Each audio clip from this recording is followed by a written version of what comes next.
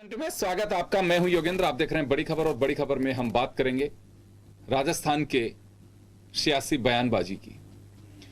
Paper leak मामले में RPSC के सदस्य कटारा गिरफ्तार हुए। उसके बाद में एक लिंक एक से एक चलते हुए गिरफ्तारियां चल रही हैं। एसओजी कार्रवाई कर रही है, केस बरामद हुआ है। लेकिन राजेंद्र राठौड़ ने एक तंज कसा कि डोटासरा जी के परिवार के सभी सदस्य आरएस बन गए। उधर डोटासरा ने पलटवार किया है। कितने सीनियर लीडर को ये बातें शोभा नहीं देती हैं, वो सबूत बताएं। और इस तरह के घिनौनी हरकत करना उचित नहीं है।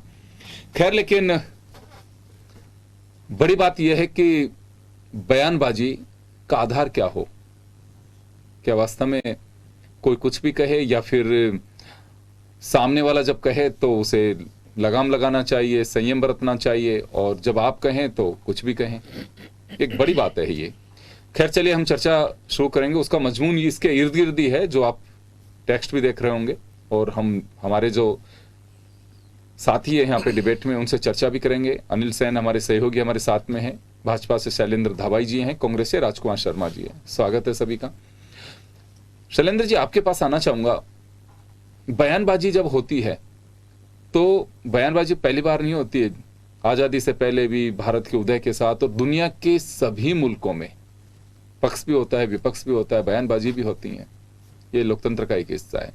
लेकिन जब बयान आपने किसी भी दिया तो आप अधिकार पूर्वक देते हैं, और जब सामने वाला कोई बयान देता है तो आप तिलमिला उठते हैं। सभी पार्टियों की स्थितियां। फिर देखिए आप क्या बयानबाजी चलती है। और सोशल मीडिया तो एक बड़ा प्लेटफॉर्म है, उसमें तो चैनल्स की भी आवश्यकता नहीं है। ऐसा क्यों होता है? या तो फिर ये हो कि सबूत लेके आए, उसके बाद में उसको दिखाया जाए, फिर कोई बयान दे।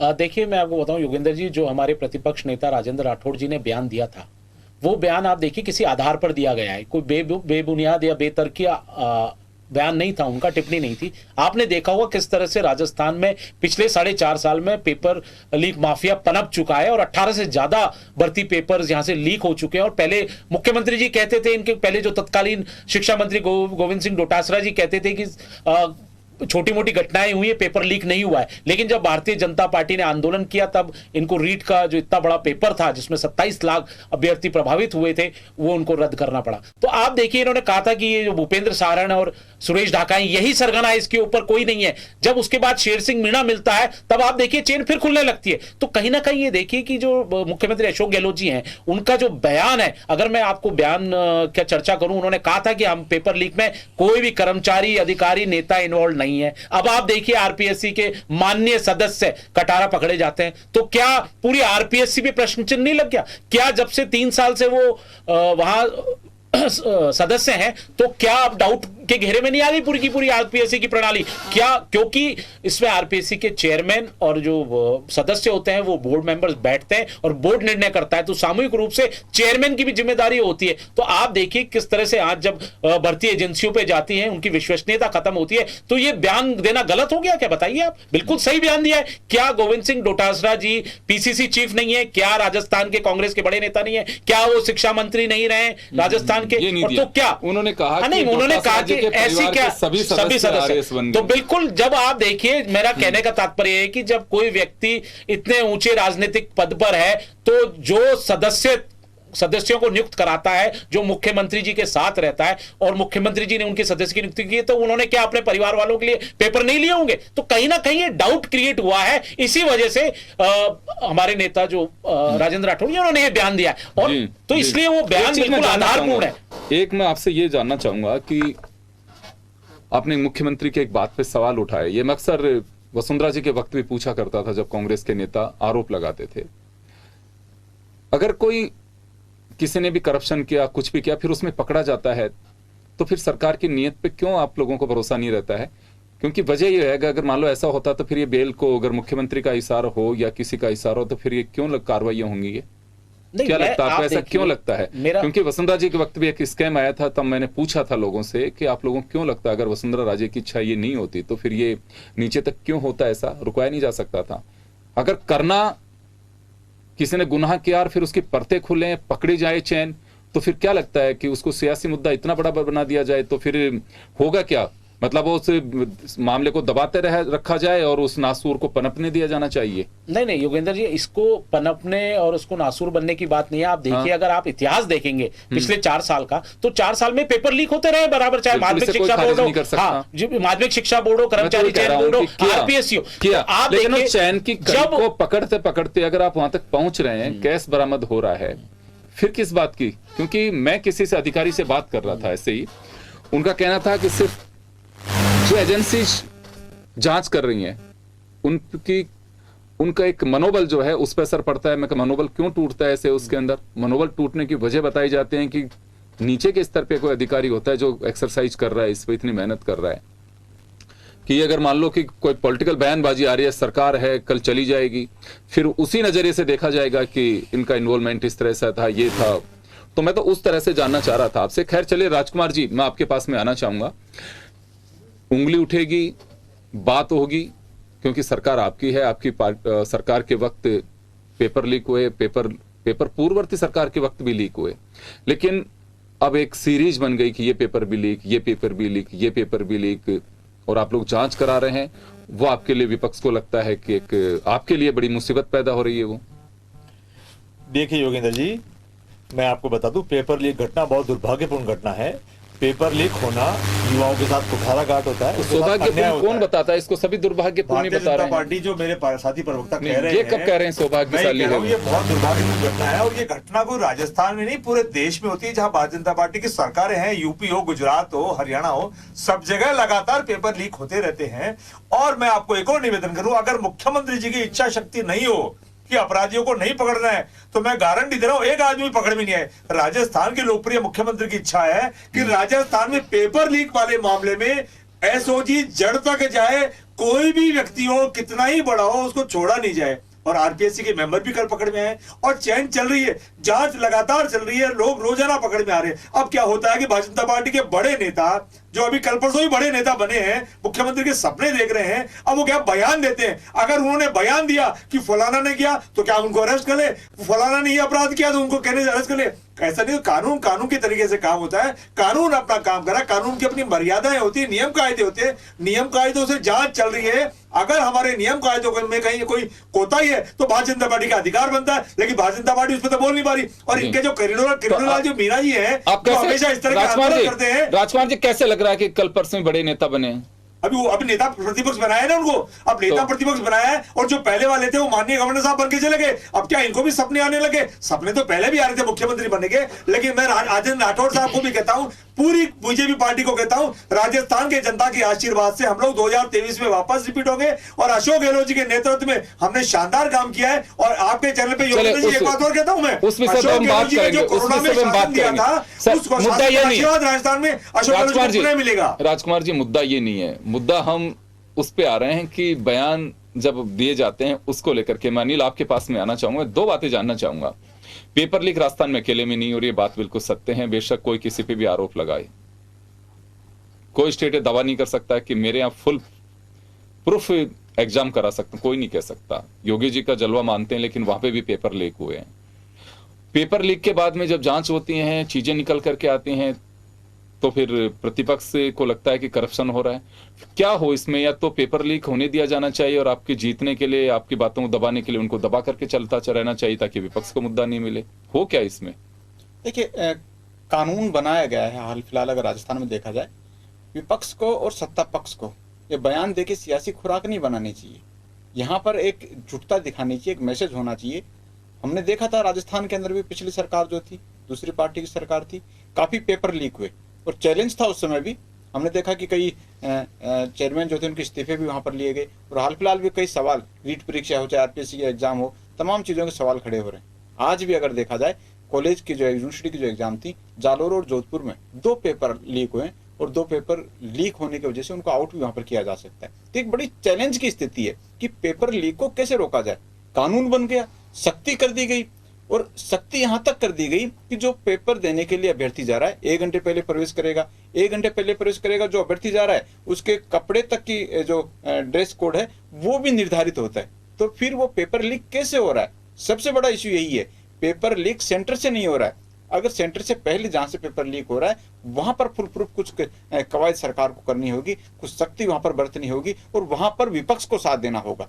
विपक्ष और सत्ता पक्ष दोनों अगर वहां पर बैठते हैं और बयानों से परहेज करते हुए अपनी अपनी राय वहां पर रखी जाए, ताकि प्रदेश का और देश का जो युवा ठगा जा रहा है, क्योंकि आज बेरोजगारों को रोजगार की तलाश है। युवा देख रहा है कि जो भर्ती निकली है शायद ये भर्ती 1 साल में पूरी हो जाएगी, लेकिन ऐसा नहीं होता है। क्यों नहीं होता है? पहले भर्ती परीक्षा निकलती है, विज्ञापन भरे जाते हैं, आवेदन लिए जाते हैं, फिर उसकी तिथि वहां पर आती है, तिथि होने के बाद में पेपर होता है। अगर पेपर सही से हो गया तो कोर्ट में जाके अटक जाती है, कोर्ट में नहीं भी अटकती है तो उसकी नियुक्ति कब होगी। तो इसका एक लंबा प्रोसेस हो गया। अभ्यर्थी एक एग्जाम देने के बाद में 2 से 2.5 साल तक उसको इंतजार करना पड़ता है। ये तो सरलीकरण की प्रक्रिया है। अगर वो भर्ती परीक्षा अटक जाती है वहां पर अभ्यर्थियों को सालों इंतजार करना पड़ता है। तो ये स्थितियां जो है वो बेरोजगारों के लिए कहीं ना कहीं भयावह स्थिति कही जा सकती है। हालांकि बेरोजगार करे क्या, अपनी आवाज उठाता है, सरकार से अपनी मांग मनवाने के लिए कई बार हमने देखा आंदोलन भी करता है, सड़कों पर भी उतरता है। विपक्ष भी हालांकि आवाज मजबूत करता है, और विपक्ष का एक धर्म भी है कि जो सरकार के ध्यान में नहीं आ रहा है शायद उसको ध्यान में लाना भी चाहिए और बेरोजगार की आवाज को बुलंद भी करना चाहिए। लेकिन यहाँ पर जो मुद्दा यहाँ पर है कि जिस तरह के बयानबाजी आ रही है, पीसीसी चीफ कौन सिंह डोटासरा पर नेता प्रतिपक्ष का बयान आ रहा है और फिर डोटासरा जो है उस पर तंज कसते हुए वापस से राजेंद्र राठौड़ को वहां पर बयान दे रहे हैं। तो ये स्थितियां जो है एक तरह से बयानी खुराक कही जा सकती हैं। इसमें कहीं हल नहीं है, ना ही बेरोजगारों के लिए कोई रास्ता वहां पर है, ना ही बेरोजगारों के लिए ऐसा लगा कि इसमें कोई विजन छिपा हुआ है ताकि ये जो बयान है इसको लागू कर दिया जाएगा तो आगे से पेपर लीक नहीं होगा। तो काफी चैलेंजिंग स्थिति है, पूरे देश के लिए इस तरह की स्थितियां बन रही है। यूपी में देख लिया जाए, एमपी में देख लिया जाए, तमाम जगहों पर पेपर लीक हो रहे हैं। राजस्थान में पेपर लीक हुए हैं, अभी भी पेपर लीक नहीं रुक रहे हैं। तो इन स्थितियों की समीक्षा होनी चाहिए। कानून बन गया है, सख्ती कर दी गई है, और उसके बावजूद अगर पेपर लीक हो रहे हैं तो इसके कैसे निपटा जाए ये देखना जरूरी है। शैलेंद्र जी, देखिए आप एक लॉयर भी है और एक हमारे भी बच्चे, हम लोग भी बच्चे थे, एग्जाम्स भी दिए होंगे, नातेदार रिश्तेदार बहुत सारे लोग होते हैं। बड़ी पीड़ा की बात होती है कि हम एक युवा जो है उसके सपनों को हम इस तरह से धराशायी कर देते हैं, सिस्टम दुरुस्त नहीं कर पाते हैं। मैं एक बात जानना चाहता हूं कि गवर्नर के यहाँ ज्ञापन दिया जाएगा, धरने दिए जाएंगे, प्रदर्शन किए जाएंगे, स्थितियां नहीं सुधरती हैं। पहले सुनवाई होती थी, इन चीजों का कोई फायदा नहीं है। अब एक तूफान पैदा किया जाता है केवल पब्लिक को परेशान करने के लिए, कोई पार्टी करे चाहे। आज आप यहाँ पे कर रहे हैं, कांग्रेस या दूसरी पार्टी यूपी, गुजरात, मध्य प्रदेश में कर रही होंगी, कोई फायदा नहीं होता उनसे। कभी ऐसा नहीं लगता है कि गवर्नर को ज्ञापन देने की बजाय विपक्ष के सीनियर लीडर ही कभी मुख्यमंत्री से ही बात करें, जिस भी स्टेट में, कि हम भी इस बात को लेकर के चिंतित हैं कि वास्तव में इसका कुछ होना चाहिए। असेंबली में राजस्थान में कानून बना, कानून का को प्रभावी बनाने के लिए मुख्यमंत्री ने कहा भी, उस वक्त सभी की सहमति से वो पास भी हो गया। तो उस पर चर्चा नहीं होती, बजाय इसे पॉलिटिकल इशू बनाइए, कोई बात नहीं है, होना चाहिए, आपका अधिकार है ये, लेकिन एक दायित्व भी है उसके साथ साथ। नहीं योगेंद्र जी, आप देखिए, प्रेशर बनाने के लिए आई थिंक आप गवर्नर को ज्ञापन देकर के कुछ प्रेशर नहीं बना पाएंगे। मुख्यमंत्री को अगर बात की जाए, आज कौन सा, अगर राजेंद्र राठौड़ बात करें या गुलाबचंद कटारिया थे पहले, आज महामहिम बने, वो बात करें कि साहब मेरी व्यक्तिगत पीड़ा है, आप समय दीजिए, मैं 2 साथियों के साथ मिलना चाहता हूं, हमारे ये सुझाव हैं। कभी ये कोई कोशिश करने की कोशिश करता है? राजकुमार जी, आपके लोगों से पूछ लेना यूपी में, अगर योगी आदित्यनाथ के पास में जाकर के कहते हो, या गुजरात के मुख्यमंत्री से कहते हो, मध्य प्रदेश के मुख्यमंत्री से कहते हो कि पेपर लीक हो रहे हैं साहब, इससे हमारी भी चिंता है, हम आपके साथ में बैठ करके कुछ हमारे भी सुझाव उनको लेकर के करना चाहिए, चिंता आपकी नहीं है, हमारी भी चिंता है ये, तो ये तो कोई डिस्कस नहीं। योगेंद्र जी, आप देखिए, इसमें ऐसी बात नहीं है, विपक्ष की जो भूमिका होती है वो अपने कर्तव्यों को पूरी तरह से निभाता है। आप देखिए, जब भी सदन चला है, विधानसभा में हमने प्रश्न उठाया है, हमने वहां समस्याओं का समाधान कराने की बात भी की है। ऐसा नहीं कि हमने कभी प्रश्न नहीं उठाया या हमने पेपर लीक पे सुझाव नहीं दिए या हमने वहां चर्चा नहीं कराई।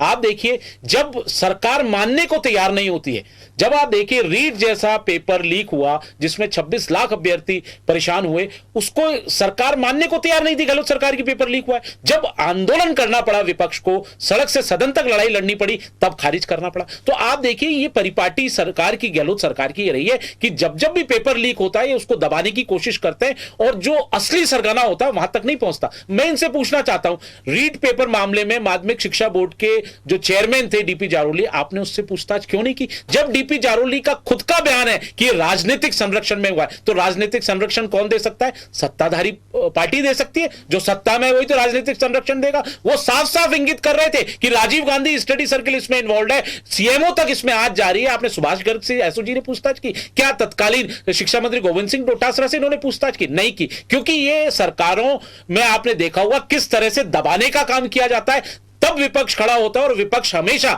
इसीलिए मुद्दों को लेकर जनता के, चाहे कोई मुद्दा हो, चाहे पेपर लीक हो या कोई भी मुद्दा हो, हम सड़क से सदन तक लड़ाई लड़ते हैं, तब जाके सरकारें झुकती है और मानती है। तो ये ऐसा नहीं कि हम चर्चा नहीं करना चाहते, हम भी चाहते हैं, क्योंकि गहलोत सरकार ने राजस्थान के 1 करोड़ बेरोजगार युवाओं के सपनों को चकनाचूर कर दिया है, उनके आकांक्षाओं आशाओं की हत्या कर दी है। और आज आप देखिए सिर्फ 1 लाख नौकरियां दे पाए 4.5 साल में, और बड़ी बड़ी घोषणाएं करते हैं जो धरातल पे नहीं है, और बेरोजगारी भत्ता दिया नहीं। मैं इनको याद दिला देना चाहता हूं, जो आपने युवा बेरोजगारों को बेरोजगारी भत्ते की बात की थी, वो आज तक आपने दिया नहीं। शैलेंद्र जी, समय कम है। गोविंद सिंह डोटासरा ने कहा कि राजेंद्र राठौड़ के तंज पे जब उन पे आरोप लगे कि ये जांच सीबीआई से कराएं चाहे ईडी से कराएं, किसी से भी करा ले, मैं तैयार हूं, लेकिन पूर्ववर्ती सरकार के अगर मैं खोलूंगा तो फिर ये बताइए डोटासरा जी किस चीज का रहम कर रहे हैं, या किस चीज का यूं कहें कि लिहाज कर रहे हैं? करना चाहिए। और सीबीआई की जांच की अगर इतनी मांग कर रहे हैं, डोटासरा साहब कह रहे हैं, तो करा के दूर करिए ताकि विपक्ष का मुंह भी बंद हो।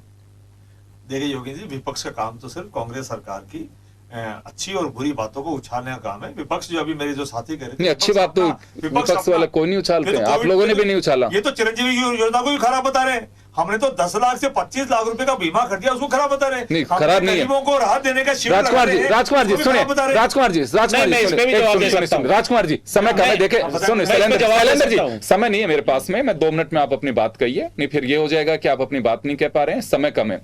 चिरंजीवी योजना को लेकर के भी आप एक बार उसकी मॉनिटरिंग जरूर करवाइए, बहुत अच्छी योजना है, मैं अप्रिशिएट करता हूं, लेकिन मॉनिटरिंग की जरूर करवाइए उससे, ताकि कुछ चीजों का पता भी लगे। नहीं, 80% योजना है जो चिरंजीवी योजना है, 80% आयुष्मान भारत में चल रही है। मैं इनको याद दिला देना चाहता हूं। मैं आप बात आ रहा हूं पेपर लीक पे, कि पेपर जो लीक हो रहे हैं और उसको लेके बयानबाजी जो हो रही है, उसको लेकर के मैं आपसे जवाब चाह रहा हूं, जिन्होंने अभी आरोप लगाए। मैं यही कह रहा हूं कि पेपर लीक वाली घटना, दुर्भाग्यपूर्ण घटना राजस्थान में नहीं होनी ये तो हो गई, सारी बातें ठीक है। अशोक गहलोत जी के नेतृत्व में लगातार अपराधियों को पकड़ा जा रहा है।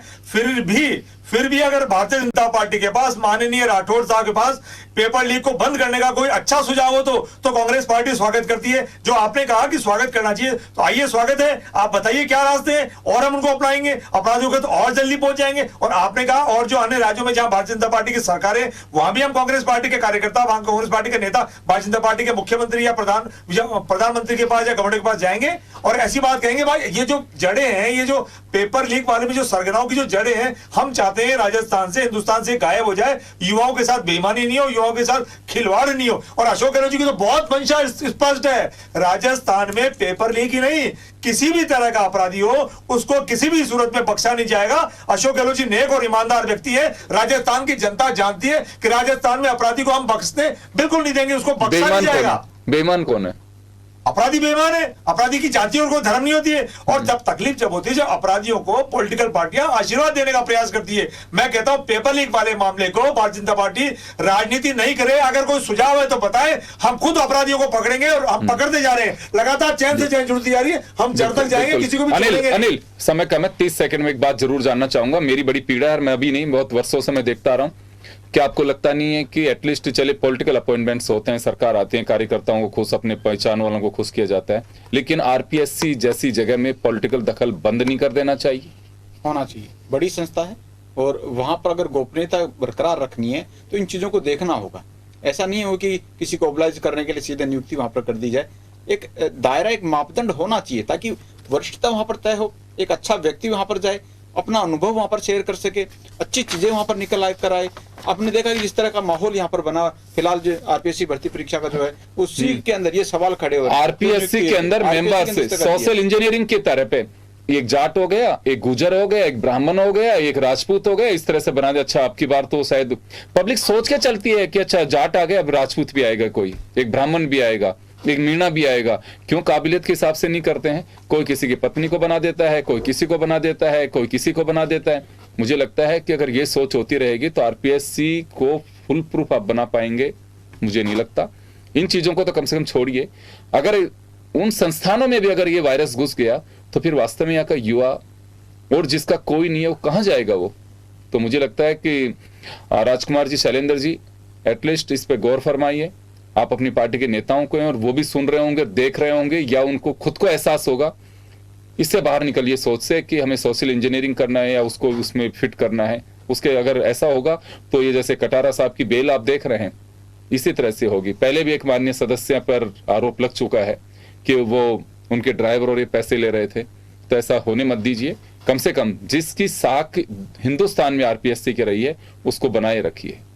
बहुत बहुत शुक्रिया आप सभी का। बड़ी खबर में इतना ही, दीजिए इजाजत, नमस्कार।